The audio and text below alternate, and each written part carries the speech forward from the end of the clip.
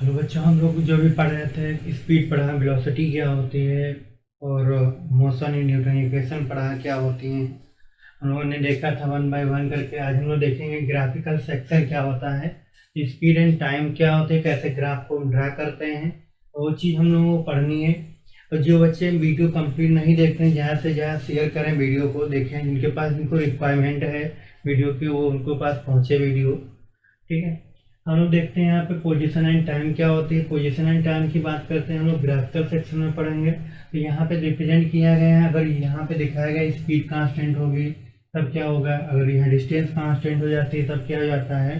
तो अगर ऐसे ही क्वेश्चन हमारा ग्राफ बना है तो उसमें क्या कहते हैं हम लोग, slope of graph is represent instantaneous velocity. इस केस में क्या रिप्रेजेंट करता है, हमारा इंस्टेंटेनियस वेलोसिटी को रिप्रेजेंट करता है। और tan थीटा बराबर होता है क्या, डिस्प्लेसमेंट अपन टाइम लिखते हैं। तो डिस्प्लेसमेंट अपन टाइम क्या होती है, वेलोसिटी होती है। हमने क्या बताया, अगर ऐसा ग्राफ बना है तो उसमें क्या हम निकालते हैं, डिस्प्लेसमेंट थीटा निकालते हैं। भाई कितना थीटा एंगल हो गया, तभी तो वेलोसिटी निकाल पाएंगे। हम लोग को देखते हैं वन बाय वन है, तो हमें एक प्रोसीजर था कि कैसे एक साथ लिखना था। अगर एक साथ ग्राफ बन के आता है तो कैसे निकालते हैं। अगर वन बाय वन देखते हैं, पहला ग्राफ होता है। सपोज डेट यहाँ पे क्या पूछा गया है, अगर हमारे पास डिस्टेंस कांस्टेंट है, डिस्प्लेसमेंट कांस्टेंट है, तो उस केस में वेलोसिटी क्या हो जाएगी। तो अगर डिस्प्लेसमेंट कांस्टेंट होता है तो वेलोसिटी हमारी क्या होती है, जीरो होती है। उस केस में tan थीटा भी जीरो होता है, बॉडी हमारी क्या होगी, रेस्ट पे होगी। ठीक है, हमने क्या, अगर डिस्प्लेसमेंट कांस्टेंट या डिस्टेंस हमारी कांस्टेंट होती है तो उस केस में क्या होता है, वेलोसिटी जीरो होती है। ये हमारी जो लाइन होती है वो डिस्टेंस को रिप्रेजेंट करती है, ये नीचे टाइम होता है। तो हम लोग देखते हैं, हमने क्या बताया कि अगर डिस्टेंस कांस्टेंट है तो वेलोसिटी जीरो हो जाएगी, tan थीटा भी जीरो हो जाएगी, और उस केस में बॉडी हमारी क्या हो जाएगी, रेस्ट में हो जाएगी। अगर डिस्टेंस और टाइम दोनों का इंक्रीमेंट होता है, दोनों अगर एक साथ इंक्रीमेंट हो रहे हैं इस ग्राफ में, तो दोनों इंक्रीमेंट होते हैं, थीटा हमारा क्या हो जाएगा, कांस्टेंट हो जाएगा, और टाइम वेलोसिटी हमारी भी कांस्टेंट हो जाएगी, बॉडी क्या हो जाएगी, यूनिफॉर्म मोशन में आ जाएगी। ठीक है, हमने क्या बताया, अगर यहाँ पे डिस्टेंस कांस्टेंट होती है, अगर डिस्टेंस कांस्टेंट होती है तो वेलोसिटी भी जीरो हो जाएगी, tan थीटा भी जीरो हो जाएगी, और बॉडी हमारी क्या हो जाएगी, रेस्ट में हो जाएगी। अगर हमारी डिस्टेंस कांस्टेंट नहीं होती है, दोनों का इंक्रीमेंट होता है, तो tan थीटा कांस्टेंट होता है, वेलोसिटी कांस्टेंट होती है, और जो स्पीड हमारी मोशन है बॉडी, वो किस में आ जाती है, मोशन, यूनिफॉर्म मोशन में आ जाते हैं। ठीक है, अब ये चीज़ आपको समझ में आ गई होगी, बस इतना ही आपको बताना है यहाँ पे। चलो हम लोग नेक्स्ट के टॉपिक की तरफ बढ़ते हैं, देखते हैं इसमें क्या होता है।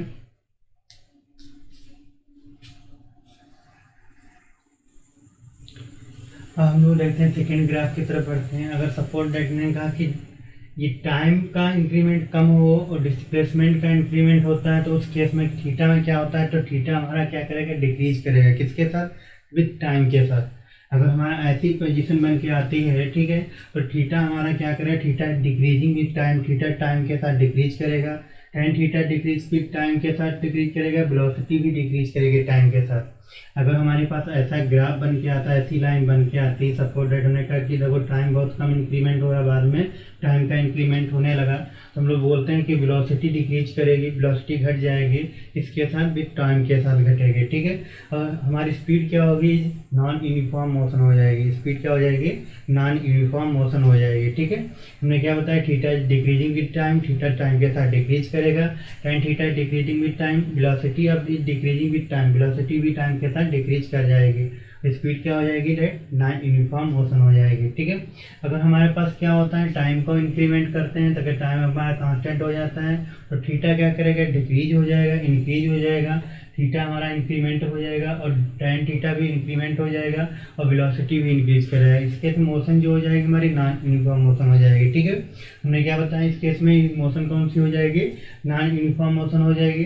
ठीक है, थीटा भी इंक्रीज करता है, वेलोसिटी भी इंक्रीज करेगी, और टाइम थीटा भी इंक्रीज करेगी, स्पीड की मोशन क्या होगी, नॉन यूनिफॉर्म मोशन हो जाएगी।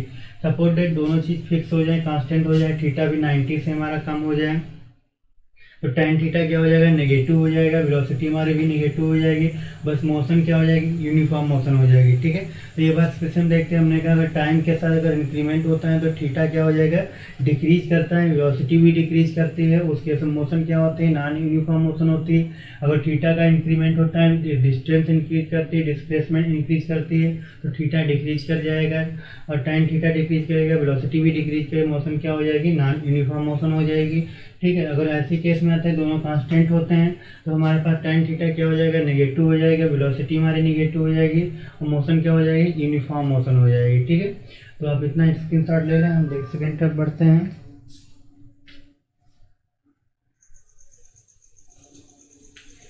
अब हम लोग देखते हैं वेलोसिटी टाइम ग्राफ क्या होता है। अभी तक देखा पोजीशन टाइम ग्राफ क्या होता है। तो वेलोसिटी में हम लोग क्या बताते हैं कि स्लोप जो होता है, वेलोसिटी होती क्या है, डिस्टेंस, एक्सीलरेशन क्या होता है, स्पीड अपॉन टाइम होता है, वेलोसिटी अपॉन टाइम को एक्सीलरेशन निकलते हैं।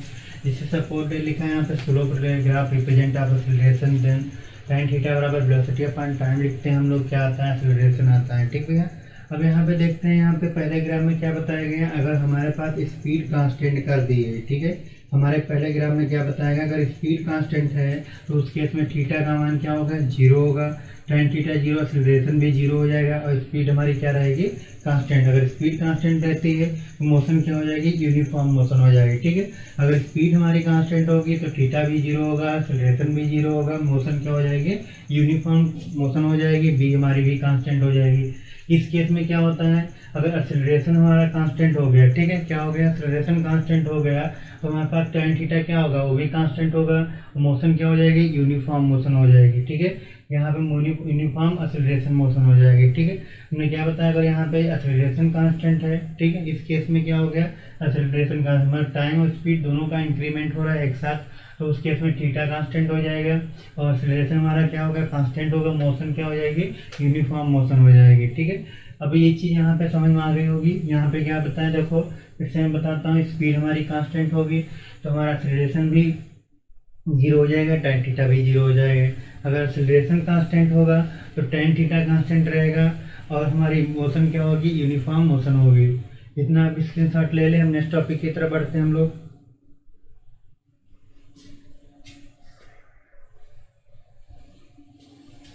अब हम लोग देखते हैं सेकेंड ग्राफ की तरफ, वेलोसिटी का जो होता है, और यहाँ पे कह रहे हैं कि थीटा हमारा डिक्रीज करता है। ठीक है, इस ग्राफ में देखो थीटा अगर हमारा डिक्रीज करता है तो tan थीटा भी हमारा डिक्रीज करेगा, किसके साथ, विद रिस्पेक्ट टू टाइम के साथ। ठीक है, अगर थीटा का डिक्रीमेंट हो रहा है तो tan थीटा भी हमारा डिक्रीमेंट करेगा। एक्सीलरेशन क्या करेगा, वो डिक्रीज कर जाएगा, एक्सीलरेशन भी हमारा कम हो जाएगा। डिक्रीज का मतलब क्या होता है, कमी हो जाना, एक्सीलरेशन भी हमारा डिक्रीज कर जाएगा। और acceleration goes to decreasing with time is not retardation, तो उस केस में रिटार्डेशन नहीं होगा। इसमें बताया गया अगर थीटा डिक्रीज करता है, अगर थीटा डिक्रीज करता है तो tan थीटा हमारा भी डिक्रीज करेगा, एक्सीलरेशन भी डिक्रीज करेगा और एक्सीलरेशन क्या करेगा, हमारा डिक्रीज तो होगा लेकिन उसमें रिटार्डेशन नहीं होगा।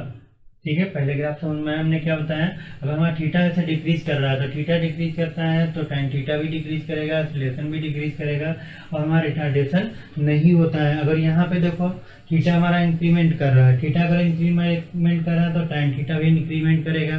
ठीक है, एक्सीलरेशन भी इंक्रीमेंट करेगा और हमारे पास जो एक्सीलरेशन होगा वो to increasing with time, acceleration भी हमारा टाइम के साथ इंक्रीमेंट करता रहेगा। हमने क्या बताया, अगर थीटा इंक्रीज हो रहा है तो tan थीटा भी इंक्रीमेंट करेगा, एक्सीलरेशन भी इंक्रीज करता रहेगा टाइम के साथ, एक्सीलरेशन क्या करेगा, इंक्रीज करता रहेगा टाइम के साथ। अगर यहाँ पे दोनों चीज़ कांस्टेंट हो जाती है तो उस केस में क्या आता है, tan थीटा हमारा क्या आता है, नेगेटिव आता है, एक्सीलरेशन हमारा क्या आ जाएगा, नेगेटिव आ जाएगा, तो वो कांस्टेंट हो जाएगा। ठीक है, एक्सीलरेशन क्या होगा, इसमें यूनिफॉर्म रिटार्डेशन हो जाता है। जब हमारे केस नेगेटिव आ जाएगा तो उस केस में क्या हो जाएगा, यूनिफॉर्म रिटार्डेशन हो जाता है। ठीक है, इतना याद रखेंगे। एक्टिंग ऑन बॉडी, उस पर किस पे लगेगा, बॉडी पे। ठीक है, एक चीज समझ में आ गई होगी, मैं फिर से बता रहा हूँ, अगर tan थीटा डिक्रीज करता है तो थीटा डिक्रीज करेगा तो एक्सीलरेशन भी डिक्रीज करेगा, एक्सीलरेशन डिक्रीज करेगा तो उस केस में रिटार्डेशन नहीं होगा। अगर थीटा इंक्रीज करता है तो tan थीटा भी इंक्रीज करेगा, एक्सीलरेशन भी इंक्रीज करेगा और वहाँ टाइम के साथ एक्सीलरेशन भी इंक्रीमेंट करेगा। अगर थीटा का मान नेगेटिव आता है तो थीटा का मान नेगेटिव आता है तो उस केस में रिटार्डेशन होगा और क्या होगा, हमारे एक्सीलरेशन एक्टिंग ऑन बॉडी, उस केस में एक्सीलरेशन कहाँ लगेगा, बॉडी पे लगेगा। अब हम लोग इतना एक नोट कर लेते हैं, स्क्रीनशॉट ले लीजिए। हम नेक्स्ट पोजीशन की तरफ बढ़ते हैं हम लोग।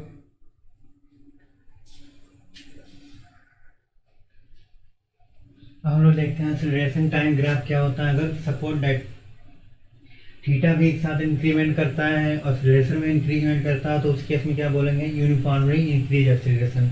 यूनिफॉर्मली इंक्रीज मतलब टाइम भी इंक्रीमेंट करता है और एक्सीलरेशन भी इंक्रीज करता है। अगर ऐसा हमारा एक्सेलरेशन कांस्टेंट होता है तो यूनिफॉर्मली कांस्टेंट एक्सेलरेशन, ये हमारे ऊपर क्या होता है एक्सेलरेशन को रिप्रेजेंट करती है, उसे क्या बोलते हैं यूनिफॉर्मली कांस्टेंट एक्सेलरेशन। ठीक है, तो ये हमारा था ग्राफ सेक्शन। ग्राफ सेक्शन में अगर कोई प्रॉब्लम है तो आप कमेंट बॉक्स में ज़रूर पूछें, ज़्यादा से ज़्यादा वीडियो को शेयर करें और लाइक करें, कमेंट में ज़रूर बताएं कि कैसा लगा आपको। अब हम लोग नेक्स्ट टॉपिक की तरफ बढ़ते हैं। नेक्स्ट टॉपिक में देखें क्या पढ़ना है। ठीक है,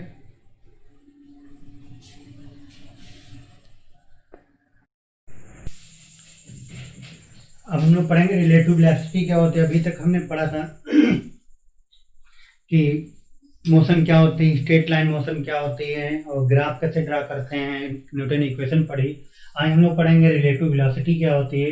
तो पहले हम लोग रिलेटिव वेलोसिटी में देखते हैं कि रिलेटिव वेलोसिटी क्या होती है, 1 डायमेंशन, 2 डायमेंशन, 3 डायमेंशन। तो हम लोग क्या पढ़ेंगे, 1 डायमेंशन रिलेटिव वेलोसिटी क्या होती है। तो रिलेटिव वेलोसिटी जैसे सपोज दैट हमने क्या बताया कि अगर जीरो पोजीशन हमारी है, यहाँ से हम लोग बी तक जाते हैं, यहाँ ए तक पहुंचे तो हमारी ए से अगर स्पीड चल रही है तो उसे क्या बोलते हैं हम लोग, बी ए बोलते हैं। अगर हम बी पॉइंट पे जाते हैं तो स्पीड क्या बोलेंगे, बी सफिक्स में बी।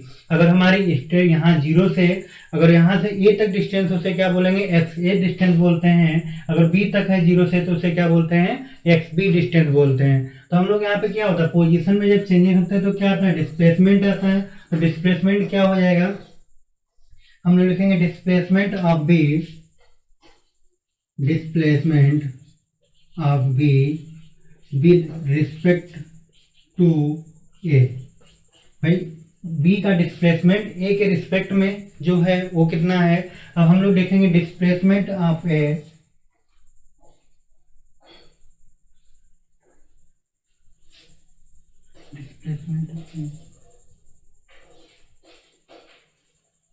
हम लोग देखेंगे डिस्प्लेसमेंट मेजर्ड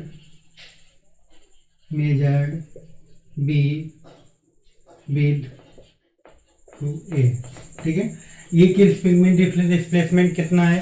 तो हम लोग देखते हैं यहाँ पे क्या लिखते हैं, एक्स ए बी बराबर क्या करेंगे, डिस्प्लेसमेंट लिखना है बी और ए के डिफरेंस में। तो हमने डिस्प्लेसमेंट क्या होता है, हमने कहा था पोजीशन में जो चेंज होता है उसी को हम लोग डिस्प्लेसमेंट कहते हैं। तो किस क्या लिखेंगे, एक्स बी माइनस का एक्स ए हो गया। ठीक है, ये क्या आ गया, डिस्प्लेसमेंट आ गया। अब डिस्प्लेसमेंट आ गया तो हमें स्पीड पता होनी चाहिए क्या होती है। तो हम लोग इसको क्या करेंगे, डिफरेंशिएट कर देंगे किसके रिस्पेक्ट में, with respect to time. Differentiate with respect to time. तो हम लोग टाइम के रिस्पेक्ट डिफरेंशिएट करेंगे तो क्या लिखेंगे, D X A B upon D T. यहाँ पे क्या लिखेंगे, D X B upon D T. यहाँ पे क्या लिखेंगे, D X A upon D T. ठीक है, तो ये चीज हमने डिफरेंशिएट की। आपने पढ़ा था डिस्टेंस अपॉन टाइम क्या होती है, स्पीड होती है। डिस्टेंस अपॉन टाइम क्या होती है, स्पीड होती है। तो हम लोग डी एक्स ए बी का लिख सकते हैं, इसको क्या लिख सकते हैं, बी ए बी बराबर बी बी माइनस का बी ए। तो ये हमारी क्या आ गई, स्पीड आ गई। किसकी आ गई, 1 डायमेंशन में अगर हमारी पोजीशन मूव करती है तो उस केस हमारी क्या आ गई, स्पीड आ गई। ठीक है, देखिए आ गई स्पीड आ गई हमारी, 1 डायमेंशन पोजीशन स्पीड मूव करती है। तो हमने कैसे निकाला, हमने कहा डिस्प्लेसमेंट निकालते हैं। इसका कितना होता है तो डिफरेंस कर देते हैं, एक्स बी माइनस एक्स ए करेंगे तभी तो इसका डिस्प्लेसमेंट इतने का पता चलेगा कितनी है। तो एक्स बी माइनस एक्स ए कर दिए, यहाँ पे हमने डिफरेंशिएट कर दिया विद रिस्पेक्ट टू टाइम। हमारे पास स्पीड क्या आ गई, बी बी बराबर B A B minus B A. ठीक है, अगर 2 पॉइंट की स्पीड निकालनी होगी तो उसको माइनस कर देंगे, तुरंत डायरेक्ट आंसर आ जाएगा। ये छोटा सा एक फार्मूला आपको याद रखना पड़ेगा। 1 डायमेंशन की अगर स्पीड निकालना है, 2 पॉइंट पे अगर मूव कर रही है तो कैसे स्पीड आती है, तो इसको माइनस करना पड़ता है। ठीक है, अब हम लोग आगे देखते हैं, अगर सेम डायरेक्शन में मोशन हो रहा है तो उस केस में स्पीड क्या करेंगे, अगर डिफरेंट डायरेक्शन पे मोशन हो रहा है तो उस केस में स्पीड क्या होगी।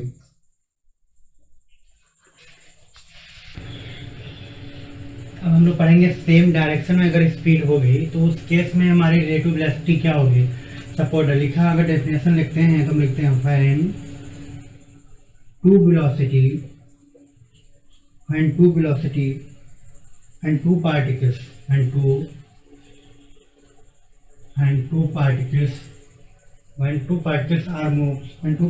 are moving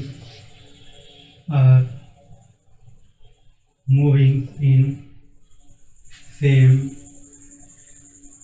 directions, then the magnitude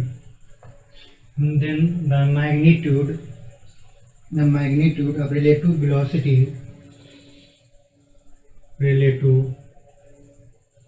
velocity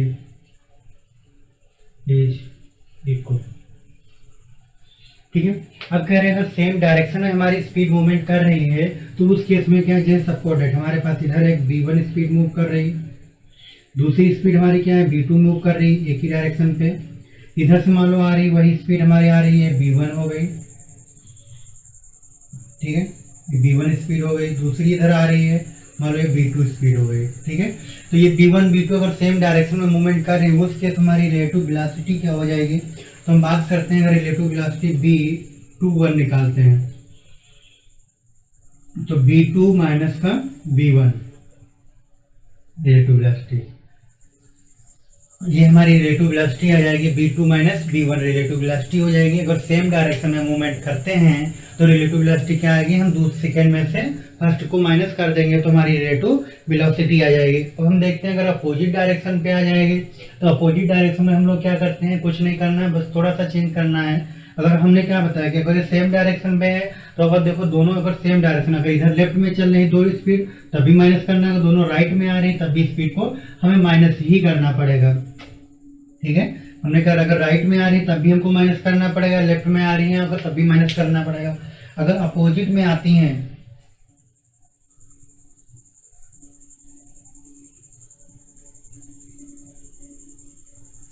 equal to direction, अब यहाँ पे देखो अपोजिट डायरेक्शन पे आते हैं, हम इसको रब कर देते हैं। अभी क्या आती है, अपोजिट डायरेक्शन पे अगर आती हैं तो उस केस में क्या होता है, हमने कहा अपोजिट डायरेक्शन पे आती है। अगर अपोजिट डायरेक्शन पे आती है मूविंग अपोजिट डायरेक्शन, यहाँ पे क्या लिख देंगे हम लोग, अपोजिट डायरेक्शन हो जाएगी, moving in opposite directions and equal magnitude and the magnitude of relative velocity equal to sum of their individual process, equal to sum of their individual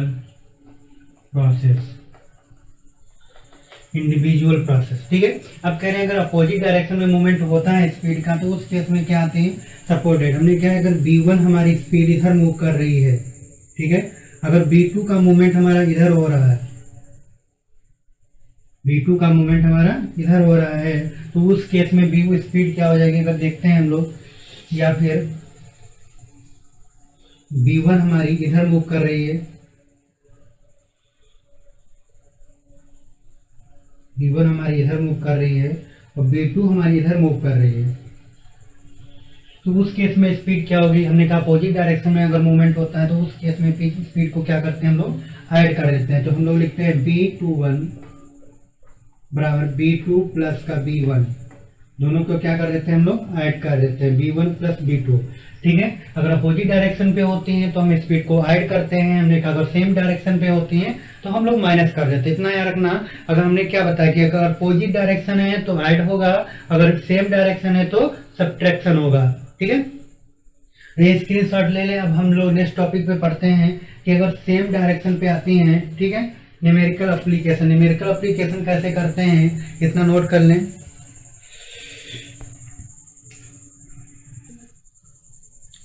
अब हम लोग पढ़ेंगे रिलेटिव वेलोसिटी पढ़ रहे थे, अब न्यूमेरिकल एप्लीकेशन आते हैं। अगर कह रहे हैं व्हेन टू पार्टिकल, अगर न्यूमेरिकल हम लोग कैसे देखते हैं, हमने कहा अगर दो पार्टिकल अगर मूव कर रहे हैं किसमें, स्ट्रेट लाइन में, मतलब एक सीधी रेखा में मूव कर रहे हैं, स्ट्रेट लाइन में मूव कर रहे हैं, उसके स्पीड हमारी कांस्टेंट होती है। अगर v1 और v2 क्या होते हैं, कांस्टेंट होते हैं, तो उस केस में हमारी मोशन क्या आ जाएगी। ठीक है, अगर v1 हमारे पास कांस्टेंट है, हमने कहा v1 बराबर भी कांस्टेंट है, अगर v2 भी कांस्टेंट है, ठीक है, तो v1 अगर कांस्टेंट है और v2 भी कांस्टेंट है तो उस केस में हमारी स्पीड क्या आएगी, देखते हैं हम लोग, v2। तो इस केस में एक्सेलरेशन हमारा क्या हो जाएगा, जीरो हो जाएगा। उस केस में एक्सेलरेशन क्या हो जाएगा, जीरो हो जाएगा। अगर दो पार्टिकल मूव कर रहे हैं स्ट्रेट लाइन में, उस केस में एक्सेलरेशन क्या हो जाता है, जीरो होता है। ए एक्सेलरेशन जो होता है हमारा वो क्या होता है, जीरो हो जाता है। तो अगर स्पीड निकालते हैं हम लोग, वेलोसिटी निकालते हैं, b रिलेटिव बराबर क्या लिखते हैं हम लोग, s रिलेटिव डिस्टेंस होनी चाहिए, अपॉन टाइम। ठीक है, हमने क्या बताया, देखो अगर ये दो स्पीड हैं, ठीक है, अगर दो स्पीड एक स्ट्रेट लाइन में मूवमेंट हो रहा है, ठीक है, तो उसमें क्या होगा, हमने कहा v1 भी कांस्टेंट, v2 भी कांस्टेंट, स्पीड कांस्टेंट है। अगर ये सेम डायरेक्शन में है, अपोजिट डायरेक्शन पे मूव कर रहे हैं, तो उस केस में एक्सेलरेशन हमारा क्या होगा, 0 हो जाएगा। ठीक है, तो अगर रिलेटिव स्पीड निकालते हैं, v रिलेटिव बराबर s रिलेटिव अपॉन टाइम। ठीक है, ये डिस्टेंस फार्मूला हमारा होता है, हम लिखते हैं, यहाँ पे लिख लेते हैं, ऐसे क्वेश्चन करते हैं। अगर हमारे पास सपोज डेट स्ट्रेट लाइन में मूवमेंट नहीं हो रहा है, तो उस केस में हम लोग देखते हैं क्या होता है। अब हम लोग पढ़ते हैं कि अगर यहाँ पे कह रहे हैं two particle move in such a way that of their relative acceleration, ठीक है, 0 होगा। अगर नॉन 0 होता है तो क्या, except for that A point और बी पॉइंट पे स्पीड कांस्टेंट है, ए पॉइंट हमारी स्पीड कांस्टेंट, तो एक्सीलरेशन हमने क्या बताया, 0 होगा। अगर बी पॉइंट पे स्पीड कांस्टेंट नहीं है तो एक्सीलरेशन कुछ ना कुछ होगा। हमने निकाला ए माइनस ए बराबर कितना होता है, 0, तो ए बराबर कांस्टेंट नहीं है। ठीक है, तो ये अगर पार्टिकल मूव करते हैं किसमें, अगर टू पार्टिकल मूव करते हैं नॉन 0 स्टेट में, तो उस केस में एक्सीलरेशन कितना रहेगा, कुछ ना कुछ प्रोड्यूस होगा। अब हम लोग देखते हैं इसकी इक्वेशन क्या होती है, कैसे इक्वेशन लिखते हैं हम लोग, equation of relative motion. Equation क्या होती है हम लोग देख लेते हैं एक बार।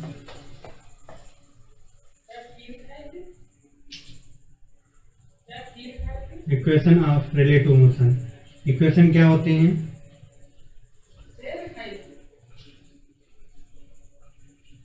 तो हम लोग बी रिलेटिव बराबर U relative plus A relative into time T. ठीक है, इसके बाद हम जिससे क्या लिखते हैं, S relative U relative into time T plus 1/2 A relative into time T. उसके बाद हम क्या करेंगे, B square relative you square relative plus 2a relative into S relative. ठीक है, तो ये क्वेश्चन हमने लिखे यहाँ पे रिलेटिव मोशन किए हैं। अगर हम सेकेंड अगला फोर्थ इक्वेशन लिखते हैं, फोर्थ इक्वेशन हमारी क्या होती है, S relative 1/2 you relative plus be relative into T. ये इक्वेशन कहाँ से लिखी गई, हमने पढ़ा था b बराबर क्या होता है, u plus A T, S बराबर क्या होता है, u plus 1/2 A T square होता है। उसके बाद क्या होता है, बी स्क्वायर बराबर यू स्क्वायर प्लस 2as होता है। हम लिखते हैं एस बराबर क्या होता है, 1/2 B plus U into T. ठीक है, ये इक्वेशन यहाँ न्यूटन इक्वेशन से लिखी गई है, बस थोड़ा सा चेंजेज है यहाँ पे। आपको बस इतना याद रखना है कि क्या होता है, एस रिलेटिव बी रिलेटिव ऐसे हम लोग लिखते हैं। ठीक है, खाली रिलेटिव वहाँ पे स्पीड देखते हैं, रिलेटिव एक्सीलरेशन क्या होता है चेक करते हैं। अब इतना नोट कर लें स्क्रीनशॉट। नेक्स्ट हम क्वेश्चन की तरफ बढ़ते हैं, क्वेश्चन करते हैं।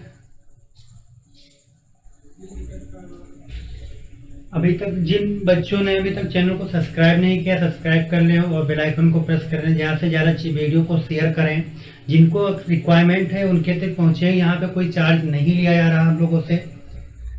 Thank you.